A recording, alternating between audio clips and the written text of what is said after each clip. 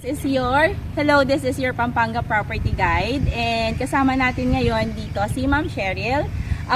Si Ma'am Cheryl, actually pangalawang property na niya ito with Sir Ruel. So, Ma'am, bakit ninyo nagustuhan itong Alviera? Anong meron dito kay Alviera na nakita nyo? And also, pakwento na rin kung ano yung mga naging deciding factor kung bakit ninyo napili itong si Alviera aside from the other property na nauna ninyong pre-purchase under Sir Ruel.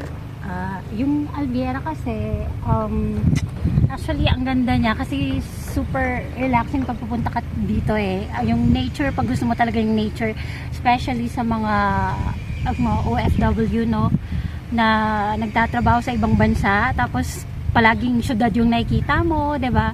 Pag pupunta ka dito, napakaganda, napaka-relaxing ng lahat ng environment, lahat. So, 'yun. Gustong-gusto ko yung area plus yung location niya, maganda. Madaling lumabas, madaling pumasok dito sa area kasi yung mga mga expressway na within the vicinity dito, napakaganda. And syempre, Alviera, Ayala Land, diba? Top siya, developer of our country. So, very trusted developer talaga siya. So yun, ganda. Maganda talaga siya. Alright, so very nice. So, totoo naman talaga yung Alviera natin. Actually, this is called Nuvali of the North. So, sobrang gandang aliwalas. And then, if you look on that side, nandyan lang yung yung Zambales Mountain Range natin. So, kitang-kita. Yan yung view mo every morning, every afternoon, every day. Hindi ka ba naman masisiyahan dyan sa view na yan? Yes, and another question, ma'am. Bakit bumalik kayo kay Sir Ruel? Yun naman, yung gusto kong itanong. Si Ruel kasi si Engineer Ruel kasi napaka-accommodating niya talaga. Pagka nakausap mo siya, lahat ng tanong kahit busy siya, as much as possible talagang babalikan ka niya. At kahit lahat ng tanong itatry niya talaga i-accommodate, sagutin ka lahat. So, yun naman ang maganda sa kanya. Kaya, second property ko na to. Nung una pa lang, napagkatiwalaan ko na talaga siya. Okay yung service niya. Kaya sabi ko, okay siya. If I am, an eye for another location or property in Pampanga, marirecommend ko si Engineer Ruel. Napaka-accommodating niyang agent. Bibigyan niya talaga lahat ng information na kailangan ninyo.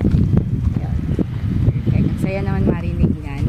And also another, may nalaman ko si Ma'am Cheryl, nag-refer siya actually ng dalawa pa na clients kay Sir Ruel naman. Kay Sir Ruel pa rin ni-refer. So, what made you think na ito si Sir Ruel is worth it siya para i-refer and also i-recommend sa ibang mga kakilala natin? And do you think marirecommend mo pa rin si Sir Ruel for more clients? Yeah, of course. Kasi si Engineer Ruel, like I said, napaka-accommodating niya at hindi naman ako sure ako na hindi ako mapapahiya once na ni-recommend ko siya sa mga kaibigan ko, especially kaming mga abroad, diba? Napaka-busy abroad. So, minsan kailangan maging efficient yung kausap mo para maging madali rin para sa amin. So, kaya pag nakakita ako ng agent, because meron din kaming property sa ibang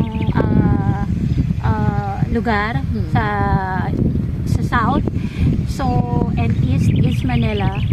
So, mako-compare mo si Engineer Ruel, nakakatuwa siyang agent kasi isa siya sa one of the best agent na nakausap ko.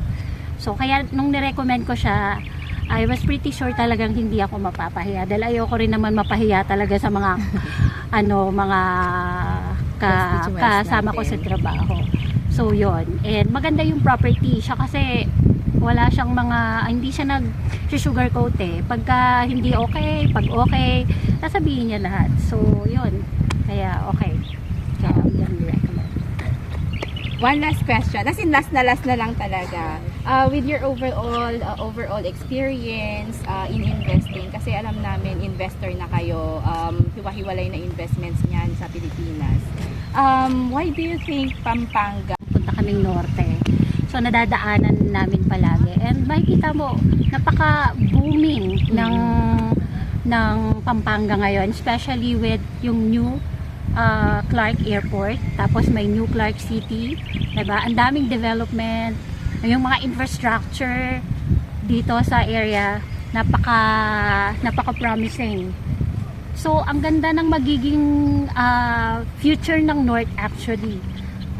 Ito na yung may kita mo siya in sooner than later. Yes. Mas magiging maganda talaga and fully developed tong area na to. Kaya sabi ko, laki ng potential ng property at ngayon mura pa talaga siya. Kasi especially ngayon, 'di ba, magkakaroon din ng isa pang airport, 'di ba? Sa Bulacan. Yeah, sa Bulacan. Itong area na to hanggang dito sa may Clark. Tapos nina-expand din nila yung Clark.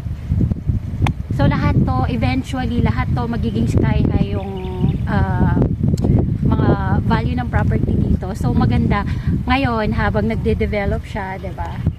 Mag-start na. Yes, alam na alam ni Mami yan kasi investor. Yung feeling na bumili ka ngayon na yung worth ng pera mo after 5-10 years times 3 times 5 na yung balik sa'yo. Yes. So yun. Thank you so much, Ma'am. Thank you. Congratulations again. Salamat.